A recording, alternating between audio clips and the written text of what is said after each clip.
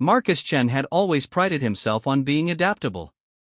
26 years old, with a degree in xenobiology that meant absolutely nothing in the real world, he'd taken the first job that would get him off Earth and into the stars.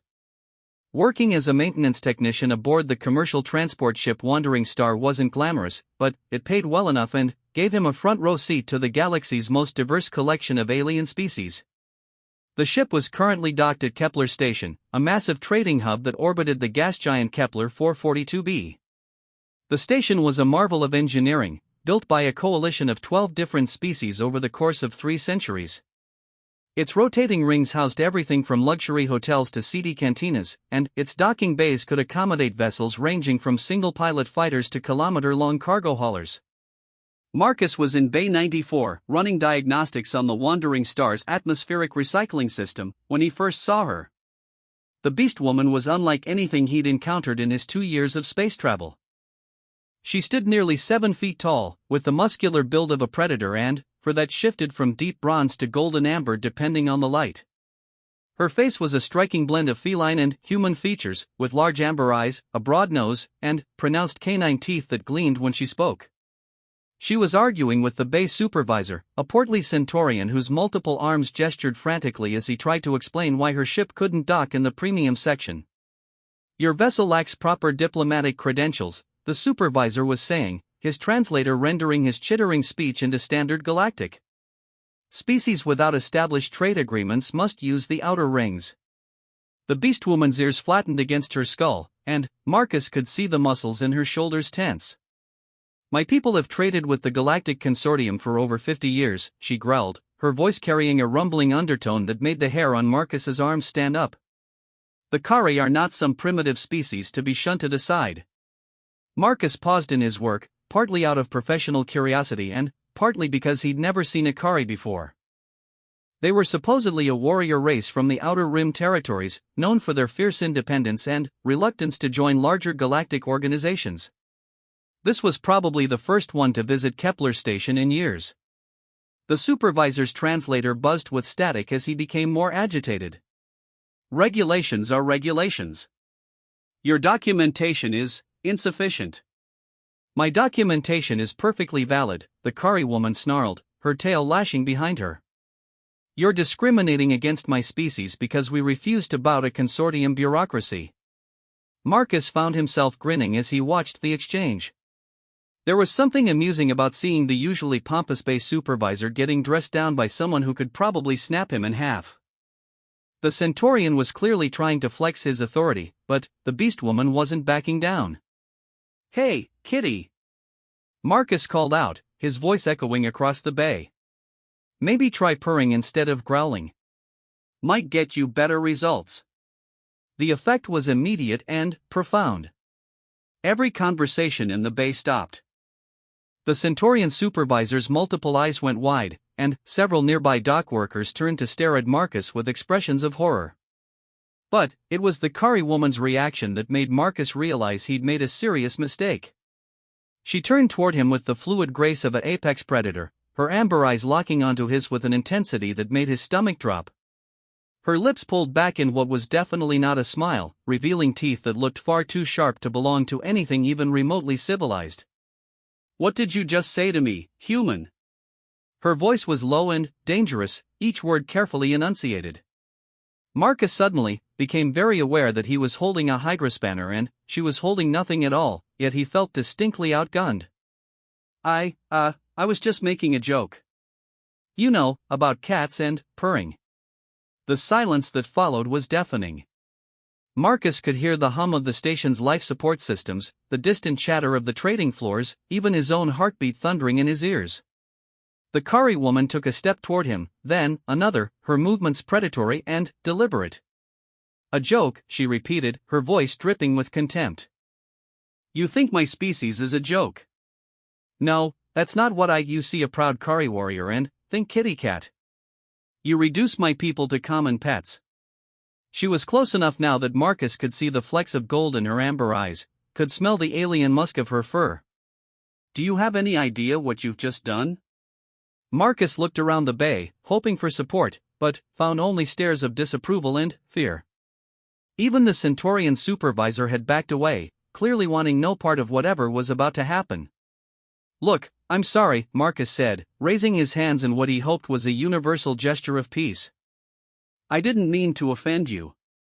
I was just, I don't know, trying to be funny." The Kari woman's ears flattened completely against her skull. "Funny." She spoke the word like it tasted bad. "You mock a warrior of the Kari pride for your own amusement, and you think an apology will suffice? What do you want from me?" Marcus asked, genuinely confused and more than a little frightened. "I said I was sorry. It was just a stupid comment." "What I want," she said, her voice dropping to barely above a whisper, "is for you to understand the weight of your words. Among my people, such mockery is answered with blood. But, since you're clearly too ignorant to know better, I'll give you a chance to educate yourself." She reached into a pouch on her belt and pulled out what looked like a small, crystalline data chip. With a flick of her wrist, she sent it spinning through the air. Marcus caught it reflexively, the crystal warm against his palm. "That contains everything you need to know about the Kari," she said. "Our history, our culture, our code of honor. Study it well, human. When I return to this station in one standard month, I'll test your knowledge. If you've learned nothing, if you still think we're nothing more than animals to be mocked." She left the threat unfinished, but her meaning was clear. "And if I do learn?" Marcus asked, surprised by his own boldness. For the first time since their encounter began, something that might have been a smile crossed her features. "Then, perhaps you'll have earned the right to know my name." With that, she turned and strode away, her boots echoing on the metal decking. The crowd that had gathered began to disperse, conversations resuming in hushed tones. The Centaurian supervisor scuttled over to Marcus, his multiple arms waving frantically. "Are you completely mad?" the supervisor chittered. "Do you have any idea what you've done?" "Apparently made a very bad first impression," Marcus said, staring at the data chip in his hand. "That was Kira Veltar," the supervisor continued, his voice high with panic. "She's not just any Kari warrior. She's the daughter of Warchief Thoktar, one of the most respected leaders in the Outer Rim. And you called her Kitty." Marcus felt his stomach drop even further. "Oh. Oh. Oh." The supervisor's translator nearly exploded with static. "You've insulted the honor of one of the most dangerous warriors in known space, and all you can say is oh?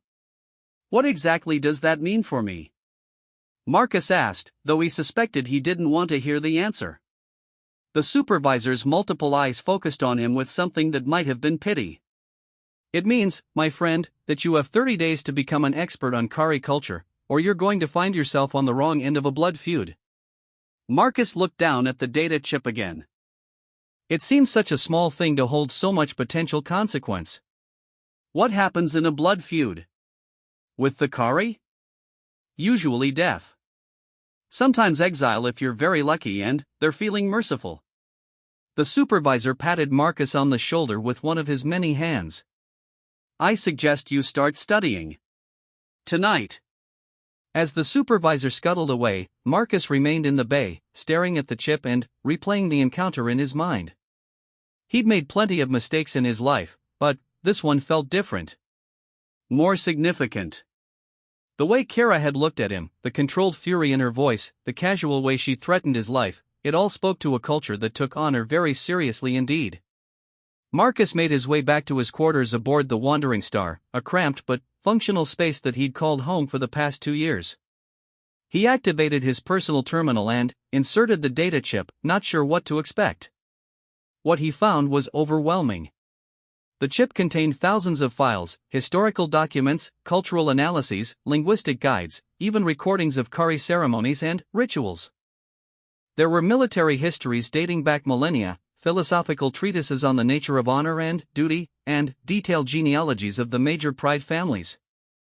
Marcus started with the basics. The Kari were indeed a warrior culture, but not in the simple, barbaric way that popular media often portrayed alien species. Their society was built around complex concepts of honor, loyalty, and personal strength that went far deeper than mere physical prowess. They valued courage in the face of adversity, honesty in all dealings, and the protection of those unable to protect themselves. What struck Marcus most was how wrong his initial impression had been. The Kari weren't just alien cats walking upright. They were a sophisticated people with a rich cultural heritage, advanced technology, and a moral code that put many human societies to shame. Their resemblance to Earth's felines was purely superficial, the result of convergent evolution on worlds with similar environmental pressures. As he read about their history, Marcus began to understand the depth of his insult. The Kari had fought for centuries to be taken seriously by the galactic community. They'd proven themselves in battle countless times, had made significant contributions to science and technology, and had earned the respect of virtually every species they'd encountered. All except humans, it seemed. The files revealed a troubling pattern. Humans, being relatively new to the galactic stage, often made cultural faux pas with established species. But, with the Kari, it went deeper. There were documented cases of human traders, diplomats, and tourists making cat jokes about the Kari, treating them as curiosities rather than equals. Each incident had damaged human-Kari relations further, to the point where many Kari territories had banned human visitors entirely. Marcus realized he'd stumbled into the middle of a much larger problem. His thoughtless comment wasn't just a personal insult, it was part of a pattern of disrespect that had been building for decades. No wonder Kara had reacted so strongly. He spent the next several hours reading about Kari social structure, their complex system of honor duels, and their approach to conflict resolution. What he learned both fascinated and terrified him. The Kari didn't just fight to win, they fought to prove points about courage, honor, and worthiness. A blood feud wasn't just about revenge, it was about restoring balance to a relationship that had been knocked askew by dishonor. According to the cultural guides, there were ways to resolve such conflicts without violence. The offending party could demonstrate genuine understanding of Kari culture, show respect for their values, and prove that they were worthy of forgiveness. But the standards for such proof were high, and failure meant facing a warrior's justice. Marcus leaned back in his chair, rubbing his eyes. He'd gotten himself into something far more serious than he'd realized. But, as he looked at the wealth of information spread out before him, he felt something unexpected, genuine curiosity. The Kari culture was rich and complex, built around principles that he found himself admiring. Their emphasis on personal honor, their loyalty to family and pride, their willingness to stand up for their beliefs, these weren't the traits of simple-minded barbarians. Over the next few days, Marcus threw himself into his studies with an intensity that surprised him. He learned about the Great Pride Wars that had unified the Kari homeworld, about their first contact with other species, about their struggles to maintain their independence in an increasingly interconnected galaxy. He studied their art, their music, their literature, finding layers of meaning and beauty that completely contradicted every stereotype he'd held. The more he learned, the more ashamed he became of his initial reaction. But, alongside the shame came something else, respect. The Kari weren't just another alien species to be catalogued and dismissed. They were a people with their own rich heritage, their own struggles and triumphs, their own unique perspective on what it meant to live with honor in a chaotic universe. Marcus also began to understand why Kira had given him this chance. According to Kari tradition, ignorance could be forgiven if it was followed by genuine effort to learn and grow. She wasn't just testing his knowledge, she was testing his character. Would he dismiss this as an annoying obligation, or would he take the opportunity to truly understand her people?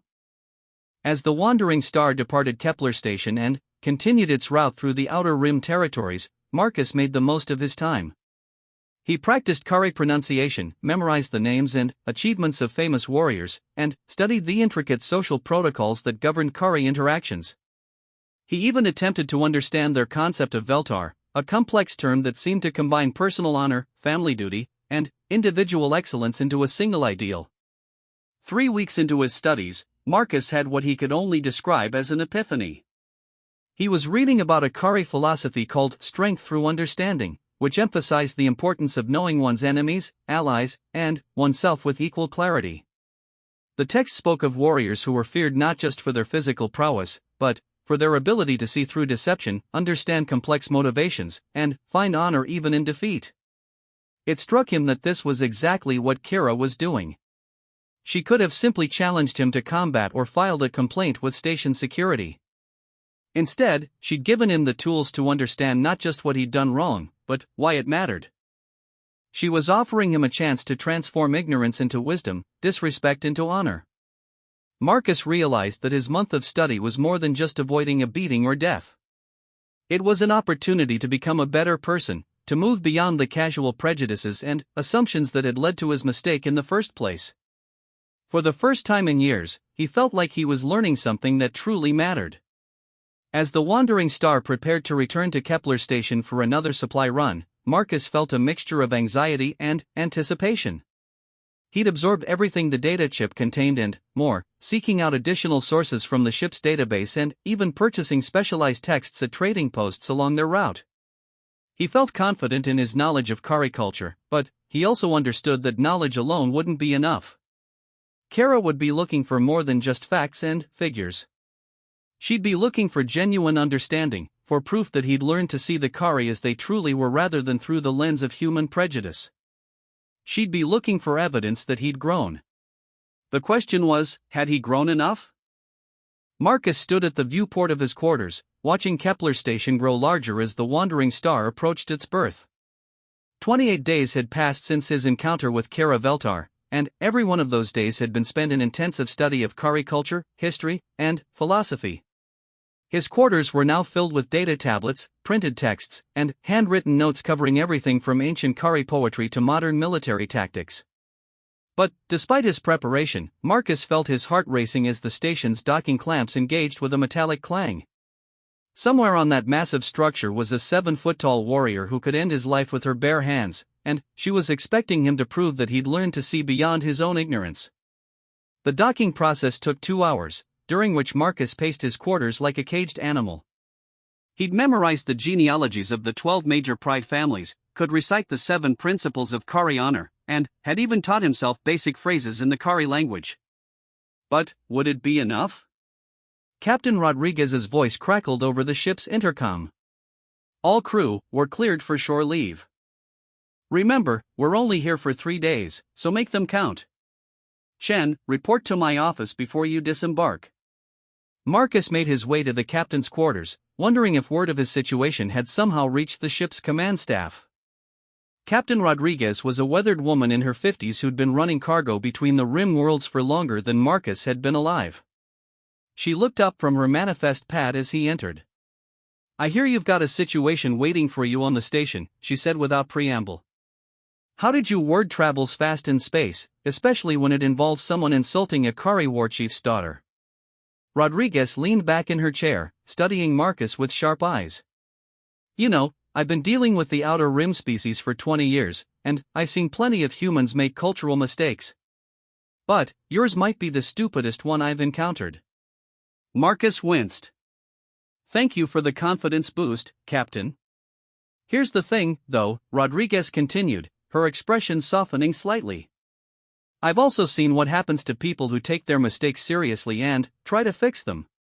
The aliens out here, they respect effort. They respect someone who's willing to admit they were wrong and do the work to make it right." She opened a drawer in her desk and pulled out a small metallic object that Marcus recognized as a translation implant. "This is a high-end universal translator, military grade. It'll help you understand not just Kira's words, but the emotional undertones behind them. The Kari language is subtle, a single word can have a dozen different meanings depending on how it's spoken." Marcus accepted the device gratefully. "Why are you helping me?" "Because the wandering star has a good relationship with the outer rim species, and I'd prefer to keep it that way. Also," she added with a slight smile, "because I think you might actually learn something from this experience. Now get going. She's waiting for you in Bay 94. Marcus made his way through the station's corridors, his new translator implant humming softly behind his ear. Kepler Station was as busy as ever, with dozens of species going about their business, but Marcus barely noticed the usual exotic sights and sounds. His attention was focused entirely on the upcoming confrontation. Bay 94 looked exactly as it had a month ago, except for one significant difference: Kara Veltar stood in the center of the bay, her arms crossed and her expression unreadable. She wore the same practical clothing as before, but Marcus now recognized the subtle indicators of her rank and family status woven into the fabric patterns.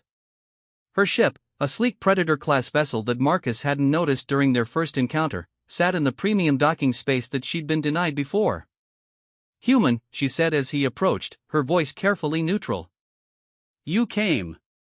"My name is Marcus Chen," he replied, then added in carefully pronounced Kari Veltar Kara, "I greet you with honor and respect." Something flickered in her amber eyes, surprise, perhaps, or possibly approval. "You learned our tongue." "I learned many things," Marcus said, switching back to Standard Galactic. "Your language, your history, your culture. But, most importantly, I learned how ignorant I was." Kara studied him for a long moment, her predator's gaze taking in everything from his posture to the tone of his voice. "Knowledge is easy to acquire, human. Understanding is much harder. Tell me about the Veltar." Marcus had expected this question and had prepared for it extensively. The Veltar was one of the most complex concepts in Kari philosophy, and he'd spent days trying to truly comprehend its meaning. "Veltar is more than personal honor," he began. "It's the perfect balance between individual excellence and duty to others. A warrior with Veltar doesn't just fight bravely, they fight for the right reasons. They don't just follow orders, they understand why those orders matter. Veltar means being strong enough to protect others, wise enough to know when violence is necessary, and humble enough to serve something greater than yourself." Kara's ears twitched slightly, but her expression remained neutral. "A textbook answer. What does Veltar mean to you personally?" The question caught Marcus off guard. He'd memorized definitions and examples, but she was asking him to apply the concept to his own life. I don't know if I have Veltar," he said honestly. "A month ago, I would have said I was a good person who worked hard and tried to be fair to others. But good intentions don't matter if you're ignorant of their impact. Veltar requires understanding, and I'm only beginning to develop that." "Better," Kara said, taking a step closer. "Now tell me about the Pride Wars." For the next hour, Kara questioned Marcus about every aspect of Kari culture. She asked about historical events, philosophical concepts, military traditions, and social customs. But, more than testing his knowledge, she seemed to be probing for something deeper, some indication that he truly understood what he'd learned rather than simply memorized it. "The 100 Days Siege," she said. "Tell me about Warchief Kalen's decision." Marcus nodded, recalling one of the most famous events in Kari military history. Kalen had surrounded the rebel stronghold on Cat Hex Prime. His forces outnumbered the rebels 10-1, and he could have starved them out within weeks. Instead, he offered single combat between champions to decide the conflict.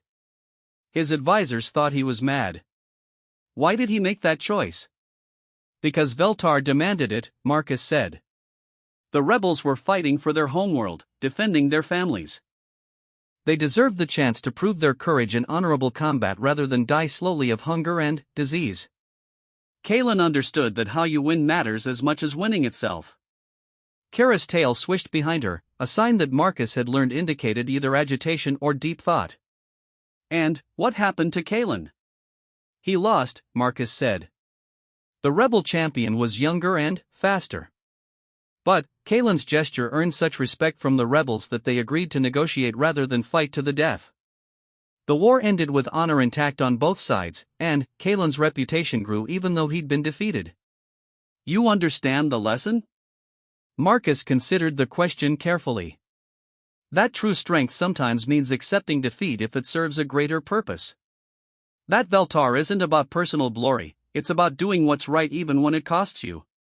For the first time since their conversation began, Kara's expression softened slightly. "You have learned much, Marcus Chen. But knowledge of our history is not enough. Tell me why you spent 30 days studying a culture you knew nothing about."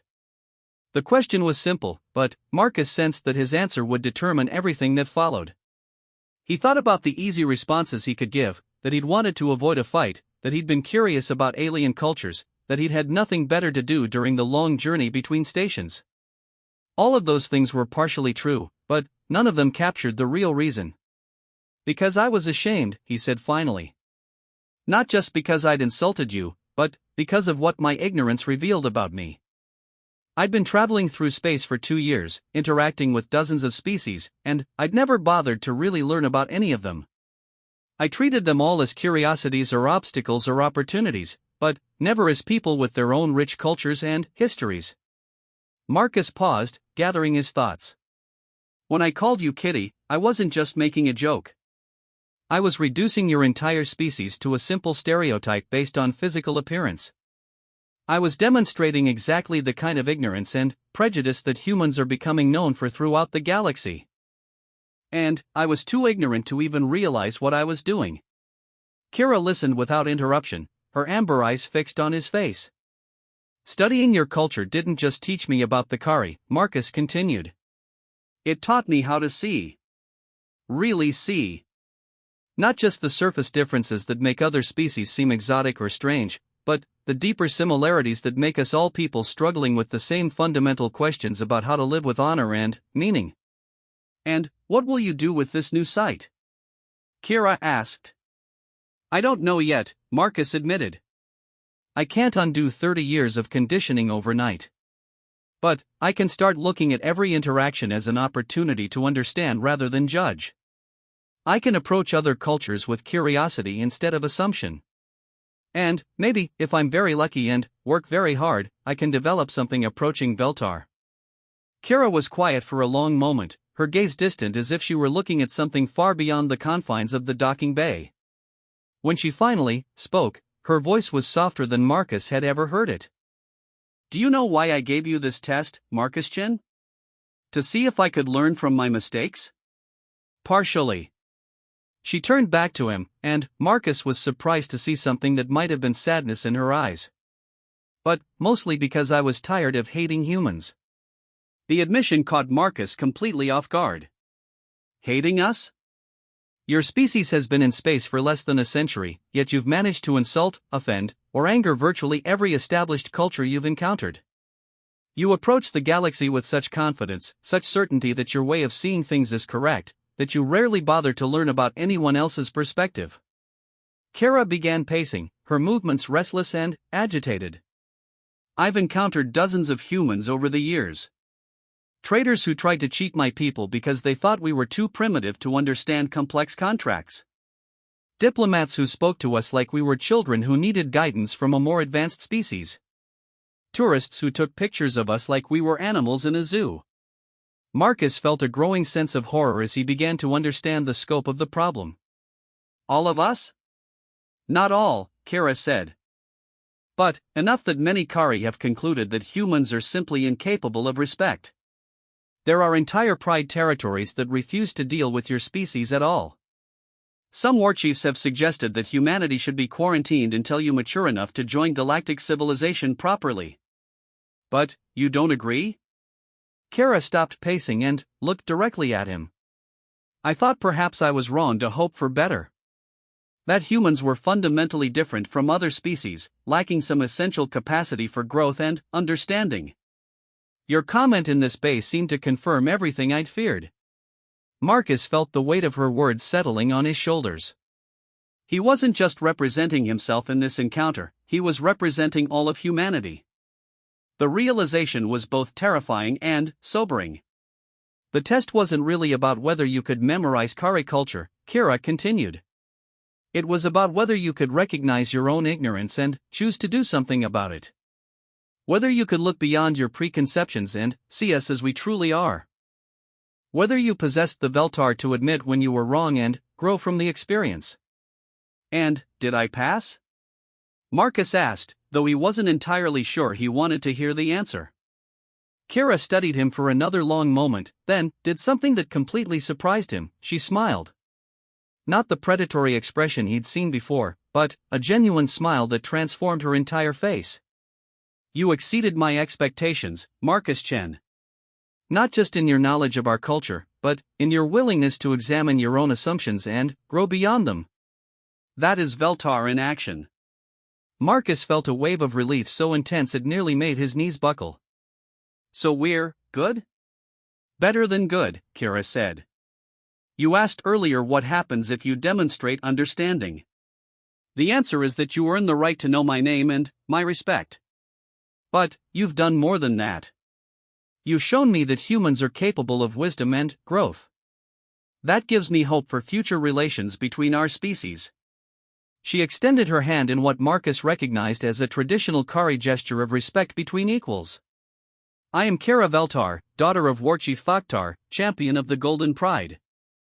And you, Marcus Chen, are welcome in any Kari territory in the galaxy.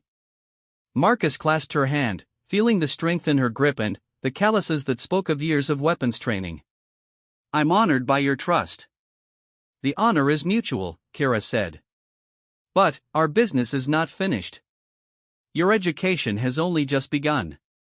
Marcus felt his stomach drop. There's more? Kira's smile became slightly predatory again. Oh yes, human. Much more. Marcus felt his newfound relief evaporating as Kira's predatory smile widened. What do you mean, more? Walk with me, Kira said, gesturing toward the bay exit. There's something I need to show you. They left the docking bay and made their way through Kepler Station's main commercial district. Marcus had walked these corridors dozens of times, but now he found himself seeing them through different eyes. He noticed how certain species congregated together, forming distinct social clusters. He saw the subtle signs of tension when different groups interacted, the careful body language that spoke of old prejudices and misunderstandings. Tell me what you see, Kira said as they passed a group of Centaurian traders haggling with a vegan merchant. Marcus watched the interaction for a moment, applying his newfound awareness. The Centaurian is gesturing with all four arms, which I used to think was just enthusiasm. But it's actually a dominance display meant to intimidate species with fewer limbs. The vegan is keeping his distance and avoiding direct eye contact, which the Centaurian probably interprets as weakness but is actually a sign of respect in vegan culture. Very good. And the outcome? The Centaurian will probably get a better deal because the vegan is trying to avoid conflict, but both parties will leave the negotiation feeling frustrated and misunderstood. Kira nodded approvingly. A month ago, you would have seen two aliens arguing over prices. Now you see the deeper currents of cultural misunderstanding that flow beneath every interaction in this station. That is progress. They continued walking until they reached an observation deck that looked out over the station's central hub. From here, Marcus could see the full diversity of Kepler Station's population, dozens of species going about their daily business, seemingly oblivious to the complex web of cultural tensions that surrounded them. Beautiful, isn't it? Kira said, but there was something sardonic in her tone. It's complicated, Marcus said carefully. That's one way to put it. Kira leaned against the railing, her eyes scanning the crowd below. Do you know how many different species call this station home? 47 at last count, Marcus said. Not including temporary residents and traders. 47 cultures, each with their own values, traditions, and ways of seeing the universe. And yet they all manage to coexist here, to trade and interact and build something together. Do you know how that's possible? Marcus considered the question. Before his education in Kari culture, he would have given a simple answer about commerce and mutual benefit. Now he suspected there was more to it. Rules, he said finally. Not just laws and regulations, but cultural protocols. Ways of interacting that allow different species to work together without constantly offending each other. Exactly. And who do you think developed these protocols? The Galactic Consortium? Kira shook her head. The consortium provides the legal framework, but the cultural mediation is handled by specialists. Anthropologists, sociologists, cultural interpreters who spend their lives studying different species and figuring out how to help them understand each other. Marcus began to see where this conversation was heading. You're talking about cultural ambassadors. Among other things, yes. There's an entire profession dedicated to bridging the gaps between species, preventing the kind of misunderstandings that can lead to trade wars, diplomatic incidents, or worse. Kira turned to face him directly. It's dangerous, difficult work that requires not just academic knowledge but genuine empathy and understanding. Most people don't have the patience for it. Most people haven't spent a month studying alien philosophy to avoid getting killed, Marcus pointed out. True. But you did more than just avoid death, Marcus. You genuinely engaged with ideas that were completely foreign to your experience. You allowed those ideas to change how you see the world. That's a rare gift. Marcus felt a familiar unease building in his stomach. What exactly are you suggesting? Instead of answering directly, Kara reached into her belt pouch and withdrew another data chip. This one was different from the first, larger, more complex, with additional interface ports. This contains detailed cultural profiles for 17 different species, she said. Not the basic tourist information you can find in any travel guide, but deep ethnographic studies conducted by the consortium's Cultural Relations Division. Trade customs, social hierarchies, religious beliefs, taboo subjects, proper forms of address, everything you'd need to avoid causing diplomatic incidents. Marcus accepted the chip but didn't insert it into his personal device. Why are you giving me this? Because there's a job opening on the cultural relations team, and I think you'd be perfect for it. The suggestion hit Marcus like a physical blow. You want me to become a cultural ambassador? Not immediately. You'd start as a junior analyst, working under experienced mentors to develop your skills. But, yes, eventually you could become a full ambassador if you proved yourself. Marcus stared at the data chip, his mind racing.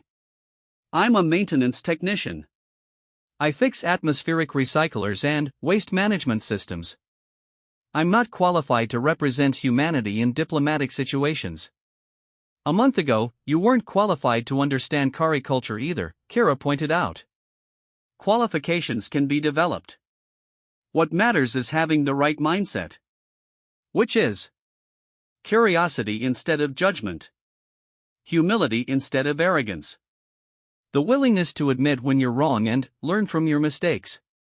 Kara's amber eyes were intense, almost hypnotic. You've demonstrated all of those qualities, Marcus. More importantly, you've shown that you can genuinely care about understanding others rather than simply cataloging their differences.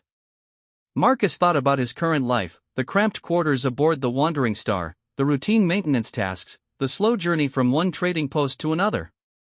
It wasn't a bad life, but it wasn't particularly meaningful either. He fixed things, collected his pay, and watched the galaxy go by without really participating in it. What would I actually do? He asked. Initially? Research and analysis. Study cultural profiles, identify potential conflict points, develop protocols for first contact situations. As you gain experience, you'd move on to active mediation, helping resolve disputes between species, facilitating trade negotiations, preventing the kind of misunderstandings that can escalate into serious conflicts. And the dangers you mentioned? Kara's expression grew serious. Cultural misunderstandings can be deadly, especially when they involve warrior species or territorial disputes. Ambassadors have been killed by species they failed to understand properly. Others have started wars by giving offense at crucial moments. It's not work for the timid or the careless. But it's important work, Marcus said, beginning to understand the scope of what she was offering. Some of the most important work in the galaxy, Kara agreed. The consortium estimates that proper cultural mediation prevents dozens of conflicts each year. Wars that could cost millions of lives, trade disputes that could destabilize entire star systems, diplomatic breakdowns that could fragment the alliance. Marcus was quiet for a long moment, watching the diverse crowd below and thinking about the invisible tensions and misunderstandings that flowed between them. He thought about his own ignorance just a month ago, and how easily his careless comment could have escalated into violence. How many similar incidents occurred every day throughout the galaxy? Why me? He asked finally.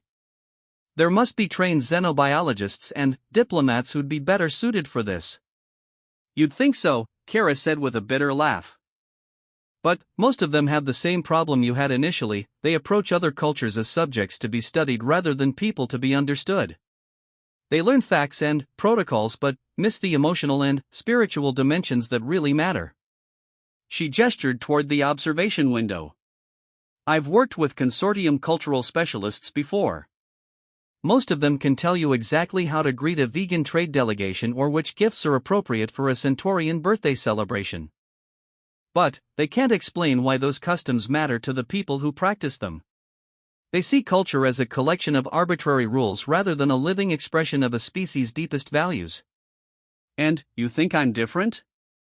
I know you are. Your analysis of Kari philosophy went beyond mere memorization. You understood the spiritual and emotional foundations that give our customs meaning. More importantly, you allowed that understanding to change you. That's the difference between a cultural technician and a cultural ambassador. Marcus felt a flutter of excitement building in his chest, mixed with terror at the magnitude of what was being offered. Where would I be based? The Cultural Relations Division has offices throughout Consortium space, but the main training facility is on Harmony Station in the Core Worlds. It's a purpose-built diplomatic facility where representatives from dozens of species work together to maintain galactic stability. And you can just recommend me for this position? Kira smiled, but there was something mysterious in her expression. I may have neglected to mention something about myself, Marcus. I'm not just the daughter of a war chief. I'm also the Kari representative to the Consortium Cultural Relations Division. I've been doing this job for 5 years. Marcus stared at her in shock. You're a cultural ambassador? Among other things. The Kari believe that true warriors serve in whatever capacity their skills are most needed. Right now, the galaxy needs people who can prevent wars rather than fight them. She paused. Your encounter with me wasn't entirely coincidental. I've been monitoring human behavior patterns throughout Consortium space, documenting the growing cultural tensions. I came to Kepler Station specifically to observe human-alien interactions. So when I insulted you, you provided me with a perfect case study in human cultural blindness. But you also gave me an opportunity to test a theory I'd been developing. Which theory? That humans have the potential to become excellent cultural mediators, despite their current reputation. Your species has a unique combination of adaptability, curiosity, and emotional flexibility that could make you ideal for this work. You just need proper training and guidance. Marcus felt his worldview shifting again, the same disorienting sensation he'd experienced while studying Kari culture. You've been planning this entire conversation. The broad strokes, yes. But your responses have exceeded my expectations. I was prepared to recommend you for a basic research position. Now I'm thinking you could handle advanced training immediately. Advanced training in what, exactly? Kara gestured to the data chip in his hand. Start with those 17 species profiles. Master them completely, not just the facts, but the underlying cultural logic. Understand why each species developed their particular customs, what historical experiences shaped their worldview, how their physical evolution influenced their social structures. That could take months. 6 months, if you're dedicated. Then, you'd move on to practical training, role-playing exercises, simulated diplomatic scenarios, real-world observation missions under supervision. The full program takes about 3 years to complete. Marcus thought about the next 3 years of his current life, endless maintenance rotations, cramped quarters, the same routine week after week. Then, he thought about the possibility of preventing wars, of helping different species understand each other, of making a real difference in the galaxy. What's the pay like? He asked, trying to inject some practical consideration into his swirling thoughts. Considerably better than maintenance technician. Cultural ambassadors are rare and valuable. Plus, you'd get to travel throughout Consortium space, see worlds and species that most people only dream about. And the dangers? Real, but manageable with proper training and caution. You'd never be sent into truly volatile situations without backup and extensive preparation. Marcus looked out at the diverse crowd again, seeing them now not just as aliens but as representatives of complex cultures with their own hopes, fears, and values. The idea of spending his life helping them understand each other was both thrilling and terrifying. "I need time to think about this," he said finally. Of course. But don't take too long. The Cultural Relations Division moves quickly when they identify promising candidates. If you're interested, I can have your application processed within a few days. Marcus pocketed the data chip, feeling its weight like a physical reminder of the choice before him. When do you need an answer? The Wandering Star leaves in 2 days, doesn't it? Give me your decision before then. If you accept, I can arrange for you to transfer to a diplomatic transport heading for Harmony Station. If you decline. She shrugged. Then, you'll have gained valuable knowledge about one alien culture, which is more than most humans can claim. As they prepared to part ways, Marcus felt compelled to ask one more question. If I do this, if I become a cultural ambassador, what happens to human-Kari relations? Kara's smile was warm and genuine. You'd be helping to establish a new paradigm. Humans working alongside other species as equals, bringing their own unique perspectives to the challenges of galactic civilization. It could be the beginning of a much brighter future for your people. Marcus watched her walk away, her confident stride carrying her quickly through the crowd. He remained on the observation deck for another hour, studying the interactions below and thinking about the choice before him. By the time he returned to his quarters, his mind was made up. He just wasn't sure yet if he had the courage to follow through with his decision. Marcus spent the next day and a half in his quarters, alternating between intense study of the 17 species profiles and agonizing self-doubt about his decision. The cultural data was overwhelming in scope and complexity, covering everything from the hive-minded Zakriti to the energy-based Luminari. Each species presented unique challenges for diplomatic interaction, their own taboos and customs and ways of seeing the universe. By the time Captain Rodriguez called for final departure preparations, Marcus had made up his mind. He found Kara in the station's diplomatic quarter, a section of Kepler station he'd never visited before. The corridors here were wider and more elegantly appointed, designed to accommodate the needs of various species while maintaining cultural neutrality. Kara was waiting in what appeared to be a formal meeting room, though Marcus noticed that the furniture could be quickly reconfigured to suit different physiological needs. She looked up from a datapad as he entered.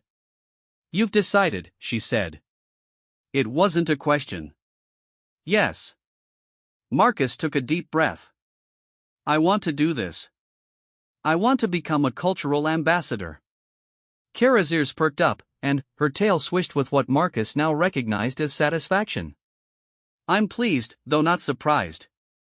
You've shown remarkable growth in a very short time. I've been thinking about what you said about humans having potential as mediators, Marcus said, settling into a chair across from her. I think you're right, but for reasons you might not have considered.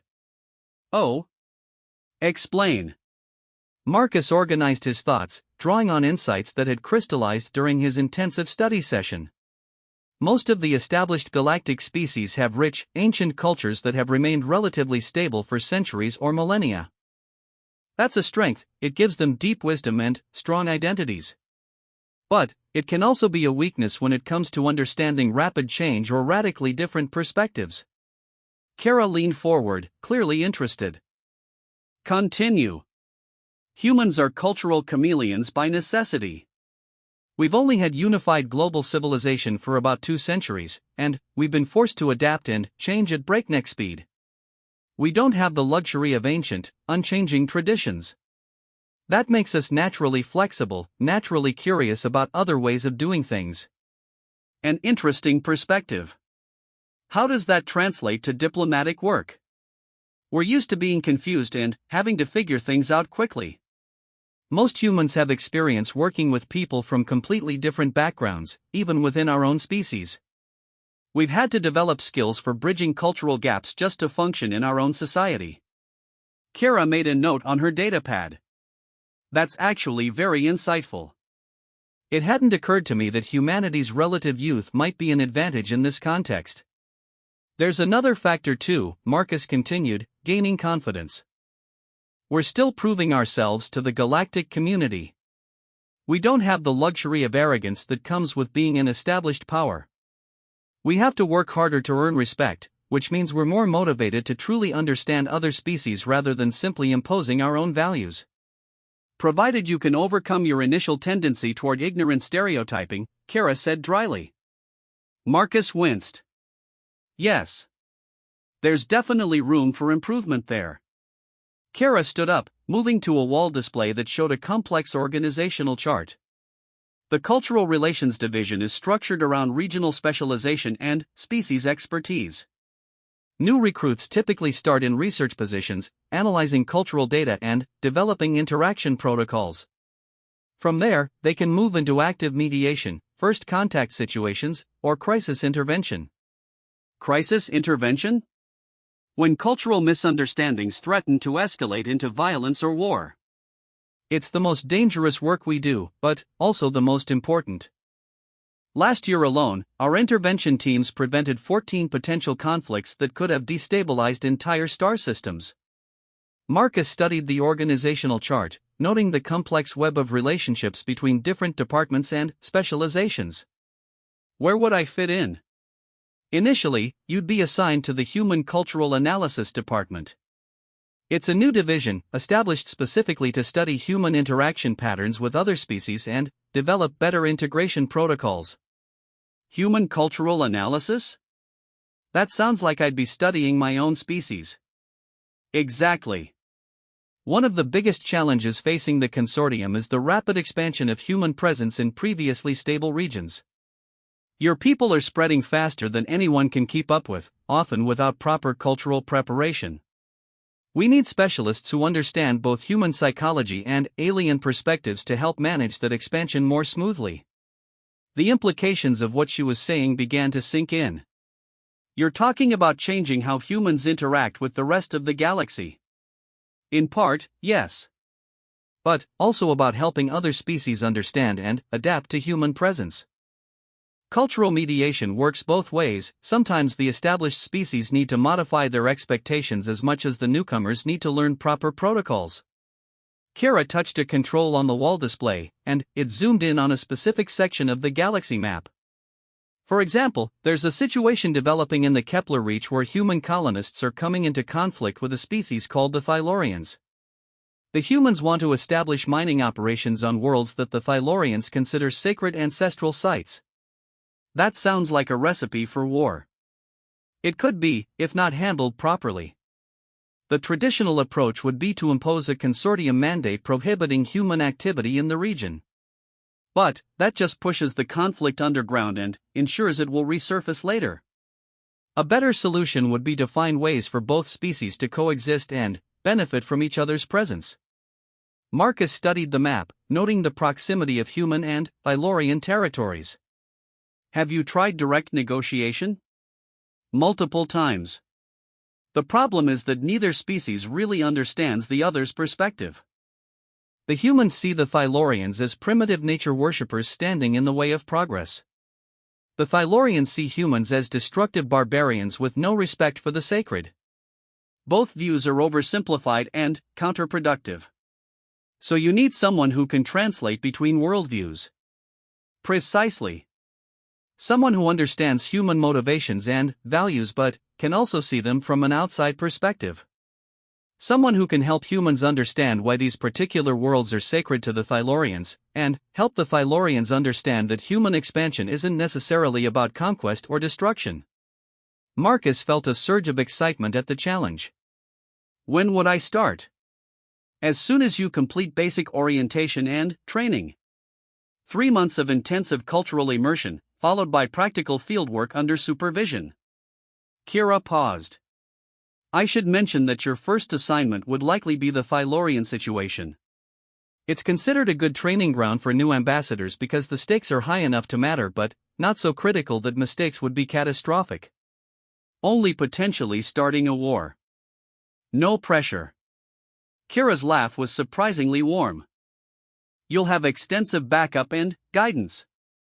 Plus, I've seen how you respond to pressure. You study harder and think more clearly. Those are exactly the qualities we need. Marcus realized that his old life was about to end completely. I'll need to resign from the Wandering Star, arrange for transport to Harmony Station. Already handled. Kira produced a datapad with official-looking documents. I took the liberty of preparing your paperwork in advance. Captain Rodriguez has been notified of your career change and has agreed to release you from your contract early. A diplomatic transport departs for Harmony Station tomorrow morning. Marcus stared at the documents, seeing his old life summarized in bureaucratic terms. You were very confident I'd accept. Not confident. Hopeful. But I had to be prepared either way. Kira's expression grew serious. Marcus, I want you to understand something before you sign those papers. This isn't just a career change, it's a complete transformation of how you see yourself and your place in the galaxy. Once you start down this path, you can't go back to being an ignorant maintenance worker who makes thoughtless jokes about alien species. Would I want to? That's something only you can answer. Cultural ambassadors often find themselves caught between worlds, too alien for their own species, too foreign for the species they work with. It can be a lonely existence. Marcus thought about his current life, the isolation of space travel, the routine meaninglessness of his daily tasks. I'm already lonely. At least this way, the loneliness would serve a purpose. Kira nodded approvingly. Then, welcome to the Cultural Relations Division, Ambassador Chen. I'm not an ambassador yet. No, but you will be. I can see it in how you approach problems, how you think about other people's perspectives. You have the instincts for this work. Marcus signed the documents, feeling each stroke of the stylus as a commitment to a radically different future. What happens now? Now you begin the most intensive education of your life. Language training, cultural immersion, diplomatic protocol, crisis management, psychological preparation for extended contact with truly alien minds. Kira gathered the signed papers. It will be challenging in ways you can't imagine. More challenging than learning Kari philosophy in 30 days to avoid getting killed? Much more challenging. That was just one species, one culture. As an ambassador, you'll need to master dozens of different worldviews and switch between them fluidly depending on the situation. You'll encounter species whose very existence challenges your basic assumptions about consciousness, morality, and the nature of reality. Marcus felt a familiar thrill of anticipation mixed with terror. Give me an example. Kira consulted her datapad. The Crystalline Collective exists as a group mind spanning multiple star systems. They literally cannot comprehend individual identity as humans understand it. Negotiating with them requires learning to think in terms of collective benefit while suppressing your natural human instincts toward personal autonomy. That sounds impossible. It's difficult, not impossible. The key is understanding that their perspective isn't wrong, just different. They've achieved forms of cooperation and harmony that individual-based species can barely imagine. But they also struggle with concepts like personal privacy or individual rights that humans consider fundamental. Marcus tried to imagine conducting a diplomatic negotiation with a group mind and found the concept almost overwhelming. How do you even begin to prepare for something like that? Carefully, with expert guidance and lots of practice. You won't be thrown into the deep end immediately. Kira stood up, indicating that their formal meeting was concluding. But you should understand that becoming a cultural ambassador means expanding your conception of what it means to be conscious, to be alive, to be a person. It's philosophical work as much as diplomatic work. As they prepared to leave the meeting room, Marcus found himself thinking about the journey that had brought him here. A month ago, he'd been a thoughtless maintenance worker whose biggest concern was keeping the atmospheric recyclers running smoothly. Now he was embarking on a career that would challenge everything he thought he knew about consciousness, identity, and the nature of civilization itself. "Kira," he said as they reached the corridor. "Thank you for giving me this opportunity, for seeing potential I didn't even know I had." "Thank me by becoming the ambassador I know you can be," she replied. "The galaxy needs humans like you, people who can admit their mistakes, learn from them, and grow beyond their limitations. If you succeed, you'll be helping to forge a new relationship between humanity and the rest of the galactic community." "And if I fail?" Kira's smile was warm but serious. Then, you'll have learned more about yourself and the universe than most people ever do. That's not failure, that's growth. As Marcus made his way back to his quarters for the last time, he realized that regardless of what happened next, he was already a different person than he'd been a month ago. The ignorant, careless human who'd mocked a warrior in a docking bay was gone, replaced by someone who understood that every interaction was an opportunity to build bridges or tear them down. Tomorrow, he would begin the most challenging journey of his life. Tonight, he would say goodbye to the man he used to be. 18 months later, Marcus stood in the observation lounge of the diplomatic vessel Consensus Builder, watching the binary star system of Thylos Prime grow larger in the viewport. The journey from ignorant maintenance worker to certified cultural ambassador had been the most challenging experience of his life, but also the most rewarding. He'd learned to think in languages that had no human equivalent, to understand moral frameworks based on entirely non-human concepts, and to navigate social structures that defied every assumption he'd ever held about civilization. Now he was about to put all that training to the ultimate test. Nervous? Asked Dr. Sarah Martinez, the mission's senior xenobiologist. She was one of 3 specialists assigned to support Marcus in what would be his first solo diplomatic assignment. Terrified, Marcus admitted, checking his cultural protocol notes one final time. But excited too. This is what I trained for. The Thylorian conflict had evolved significantly since Kara had first described it to him. What had started as a dispute over mining rights had escalated into a series of increasingly hostile incidents. Human colonists had established illegal mining operations on 2 sacred Thylorian worlds, claiming that unoccupied territory was fair game under consortium law. The Thylorians had responded by attacking human supply convoys, leading to a cycle of retaliation that threatened to destabilize the entire region. Previous diplomatic efforts had failed spectacularly. The consortium's standard mediation protocols, designed for conflicts between established spacefaring species, had proven completely inadequate for dealing with the fundamental cultural misunderstandings driving the dispute.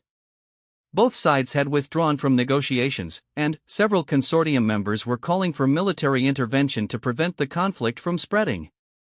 That's where Marcus came in. As the first human graduate of the Cultural Relations Division's advanced program, he represented a new approach to interspecies diplomacy. Instead of imposing external solutions, he would try to help both sides understand each other well enough to develop their own mutually acceptable resolution.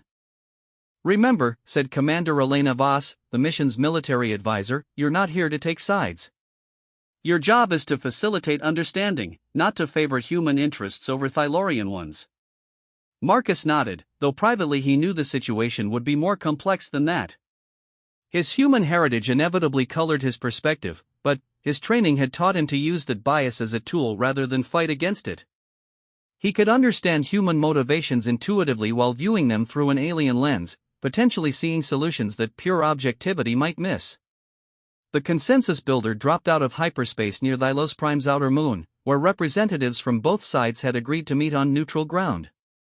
The temporary station established for the negotiations was a marvel of diplomatic engineering, designed to accommodate the environmental needs of multiple species while maintaining absolute cultural neutrality. As Marcus prepared to disembark, he reviewed everything he'd learned about both cultures involved in the conflict. The humans of the Kepler Reach colonies were primarily descendants of Earth's industrial belt, people whose ancestors had built their lives around extracting resources from hostile environments. They saw the uninhabited Thylorian worlds as opportunities to continue that tradition on a galactic scale. The Thylorians, by contrast, were a deeply spiritual people who viewed certain worlds as sacred connections to their ancestors. They didn't live on these worlds or use them for material purposes, but their entire cosmology was built around the belief that disturbing these sites would sever their connection to the spirits that guided their civilization. To humans, the Thylorian position seemed irrational. Why preserve empty worlds that could provide resources for billions of people? To Thylorians, the human position was incomprehensibly barbaric. How could any sentient being destroy sacred sites for mere material gain? Marcus's job was to help each side understand that their opponent's position, while radically different from their own, was based on equally valid values and assumptions about the nature of reality. The negotiations were scheduled to take place in the station's main conference hall, a circular chamber with sophisticated environmental controls that could be adjusted to suit different species' needs. Marcus arrived early to review the seating arrangements and ensure that the physical setup wouldn't inadvertently favor either side. The human delegation arrived first, led by Colonial Administrator Janet Walsh, a pragmatic woman in her 50s who'd spent her entire career managing resource extraction operations. She was accompanied by mining engineer David Kim and corporate representative Lisa Chen, along with several technical advisors. Ambassador Chen, Walsh said as she entered the chamber. I'll be honest with you, we're not expecting much from these talks. The Thylorians have shown no willingness to compromise on their position. Perhaps they haven't felt truly understood yet, Marcus replied carefully. Sometimes what looks like stubbornness is actually fear of being dismissed or ignored. Walsh's expression suggested she found that interpretation overly optimistic, but she didn't argue. The human delegation took their seats and began reviewing their prepared materials, their body language radiating skepticism about the entire process. The Thylorian delegation arrived precisely on schedule, moving with the fluid grace characteristic of their species. Thylorians were humanoid but significantly taller and more slender than humans, with elongated limbs and large, dark eyes adapted for low-light conditions. Their skin had a subtle luminescent quality that shifted color based on their emotional state. The delegation was led by Archkeeper HFY, an elderly Thylorian whose skin glowed with the deep purple associated with wisdom and authority. She was accompanied by Navigator Kelvar and Spiritualist Yethran, along with several younger Thylorians who appeared to be scholars or advisors. "Greetings, Archkeeper," Marcus said, bowing in the formal Thylorian manner he'd practiced extensively during his training. "I am Marcus Chen, Cultural Relations Ambassador. I thank you for your willingness to participate in these discussions." HFY's skin shifted to a warmer tone, suggesting cautious approval. "We agreed to come because we were told you might understand what others have not," she said in the melodious Thylorian language. "Previous mediators have shown little respect for our sacred obligations." Marcus noticed that the human delegation was already looking frustrated by the use of an alien language, even though their translators were providing real-time interpretation. It was exactly the kind of subtle cultural signal that could derail negotiations before they even began. "I hope to demonstrate such understanding through my actions rather than my words," Marcus replied in Thylorian, then switched to Standard Galactic. "For the benefit of all participants, I suggest we conduct our discussions in Galactic Standard, while acknowledging that some concepts may require explanation in their original languages." Over the next several hours, Marcus guided both sides through a careful exploration of their fundamental positions. Rather than jumping directly into specific disputes, he encouraged each delegation to explain their basic values and assumptions about resource use, territorial rights, and the relationship between the material and spiritual dimensions of existence. The process was delicate and often frustrating. The humans struggled to articulate why resource extraction was more than just greed or expansion for its own sake. For them, it was about building better lives for their children, advancing human civilization, and fulfilling their species' drive to explore and grow. The idea of leaving valuable resources untouched while people struggled with scarcity seemed not just wasteful but morally wrong. The Thylorians, meanwhile, found it difficult to explain concepts that had no human equivalent. Their understanding of ancestral spirits and sacred sites wasn't based on religious faith in the human sense, but on direct sensory experiences that their species could perceive but humans could not. Asking them to allow mining on sacred worlds was like asking humans to voluntarily blind themselves. Perhaps, Marcus suggested during a break in the formal discussions, we need to step back from the specific dispute and talk about broader principles. Are there any circumstances under which each side might consider modifying their position? Administrator Walsh spoke first.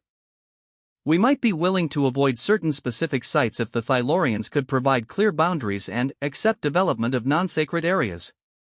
But we need access to the mineral resources to support our colonies." Archkeeper HFY's skin shifted to a thoughtful blue-green. "We cannot simply designate some areas as sacred and others as profane. The entire world system is interconnected. However..." She paused, seeming to struggle with translation. If the humans could demonstrate proper reverence, if their activities honored rather than violated the spiritual essence of these places, perhaps some accommodation might be possible. Marcus felt a spark of hope. Both sides were indicating flexibility, but they were talking past each other because they lacked a shared framework for understanding each other's core concerns. Administrator Walsh, Marcus said, help me understand what proper mining operations mean to human colonists. What makes some resource extraction acceptable and others problematic? Walsh looked puzzled by the question. Well, we follow environmental regulations, of course. We minimize ecosystem damage, restore sites after extraction is complete. We try to be responsible stewards. And that responsibility extends to what, exactly? To the planet's ability to support life, to future generations who might want to use the land differently, to the broader galactic community's standards for environmental protection. Marcus turned to the Thylorian delegation. Archkeeper, when you speak of honoring the spiritual essence of these worlds, what does that look like in practice? HFY's advisors conferred quietly before she responded. It means understanding that the worlds are alive in ways your people cannot perceive. It means conducting any activities with awareness of the spiritual presence that inhabits them. It means asking permission rather than simply taking. And, if permission were granted? Then, the spirits would guide the activities to minimize disruption to the sacred patterns. The work would become a form of worship rather than violation. Marcus saw the beginning of a possible synthesis. Administrator Walsh, would you be willing to modify standard mining procedures to include spiritual consultation and ritual elements if such modifications didn't significantly impact efficiency or safety? Walsh exchanged glances with her technical team. That would depend on what exactly we're talking about. Some ceremonial elements might be acceptable if they don't interfere with operations. Archkeeper HFY, would spiritual consultation be possible if the humans approached your people with genuine respect and willingness to learn proper protocols? The elderly Thylorian's skin shifted through several color patterns before settling on cautious gold. It would be unprecedented. But perhaps not impossible if their intentions were pure. Over the following 3 days, Marcus worked with both delegations to develop what would become known as the Thylos Accords, a framework for spiritual resource extraction that honored both human needs and Thylorian sacred obligations. The process required multiple breakthroughs in cross-cultural understanding. For the humans, the key insight was realizing that Thylorian spiritual concerns weren't abstract superstitions but practical constraints based on perceptual abilities their species lacked. Once they understood that Thylorians could literally sense spiritual disruption in the same way humans could see or hear, they became more willing to work within those limitations. For the Thylorians, the breakthrough came in understanding that human resource extraction wasn't motivated by mindless greed but by deep-seated drives toward growth, improvement, and care for future generations. Once they could see mining operations as expressions of human protective instincts rather than purely destructive impulses, they became more open to finding ways to sanctify such activities. The final agreement established a new model for human-Thylorian cooperation. Human mining operations would be conducted under spiritual oversight, with Thylorian advisors guiding the process to minimize sacred site disruption. In exchange, the Thylorians would gain access to human technology and expertise that could help protect and preserve their most sacred worlds. More importantly, the Accords established protocols for ongoing cultural exchange. Human children would learn basic Thylorian spiritual concepts, while Thylorian youth would study human resource management and environmental restoration techniques. Over time, both species would develop hybrid approaches that honored their fundamental values while allowing for unprecedented cooperation. As Marcus prepared to return to Harmony Station for debriefing, he reflected on how much had changed since that day in the docking bay when he thoughtlessly mocked a Kari warrior. The scared, ignorant maintenance worker was gone, replaced by someone who could facilitate understanding between radically different forms of consciousness. But the most profound change wasn't in his skills or knowledge, it was in his fundamental understanding of what it meant to be human in a galactic community.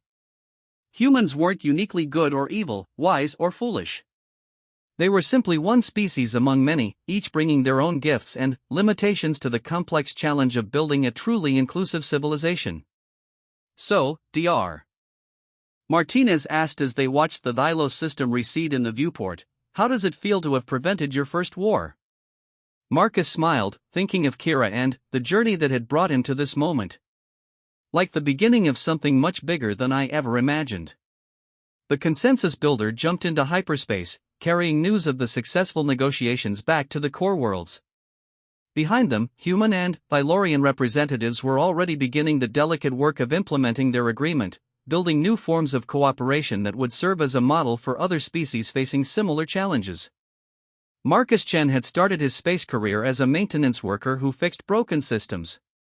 Now he was an ambassador who fixed broken relationships between species who had thought they could never understand each other.